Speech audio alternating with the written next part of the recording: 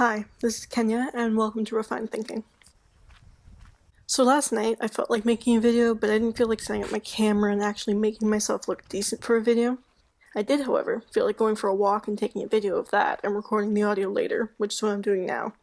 We'll see how this goes.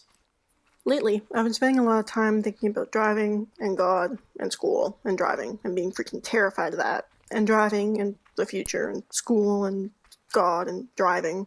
But last night, I was thinking about quotes. I was thinking about how, as it goes with teenagerhood, I'm feeling overwhelmed and I can't write anything that would accurately depict how I'm feeling. So I've taken to finding quotes said by other people, because it's quite convenient and really, it's super neat when someone you don't know understands how you feel, even when you don't quite understand how you feel yourself.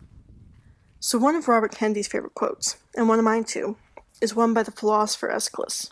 He wrote, "In our sleep, pain which cannot forget falls drop by drop upon the heart until, in our own despair, against our will, comes wisdom through the awful grace of God." Now, my life hasn't been especially tragic, really. Like, I've endured more or less as much tragedy and heartache and overall suckiness as any other person.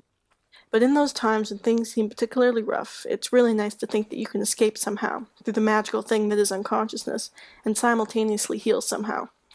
Whether it be through your own self-perseverance or strength working through you from some higher power or whatever, it doesn't matter. What matters is that you can heal, and in all likelihood you will heal, and you'll be made better and wiser and stronger because of it. Abraham Lincoln once said that folks are usually about as happy as they make up their minds to be, and this quote is rather important to me because it reminds me that I have life. It reminds me that I have life and I have opportunity, and I'm among those who are lucky enough to have control over their own happiness, and I'd ought to take advantage of that. There have been many times when I've wanted to stay at home and watch corny TV shows from the 90s all day and not go out and participate in life, because taking the risk of experiencing things and building relationships and doing all these wonderful things that make my life richer and fuller is freaking terrifying sometimes. Abe Lincoln also said that in the end, it's not the years in your life that count, it's the life in your years. And I think that fits in the same category here. I'm lucky enough to have life, and to be able to control my own happiness, so it's best if I muster up courage and open myself up to joy, because those are the things that, I think, hold the key to creating a life that is truly wonderful to live. I'm working on it. Finally, this quote from Francis Bacon is really growing on me. He said, "Have faith and pursue an unknown end." I like this quote. It's simple and straightforward, yet it acknowledges the complex mystery of life and death and all that can be almost unbearable at times, and acknowledges that the universe is terrifying, and it's nearly impossible to navigate without something to hang on to and to put your trust in and make you feel secure.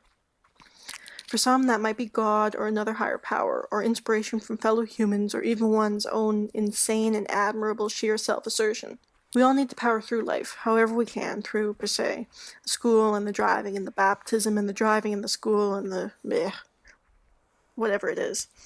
And we all need to have faith that someday, once we get through it all, the unknown end will reveal itself, and hopefully your perseverance will have been worth something rather cool. Also, Robin Williams once said, "No matter what people tell you, words and ideas can change the world." Because as idealistic as it sounds, it just has to be true. He proved that, and people who said my favorite quotes proved that, and countless others have too.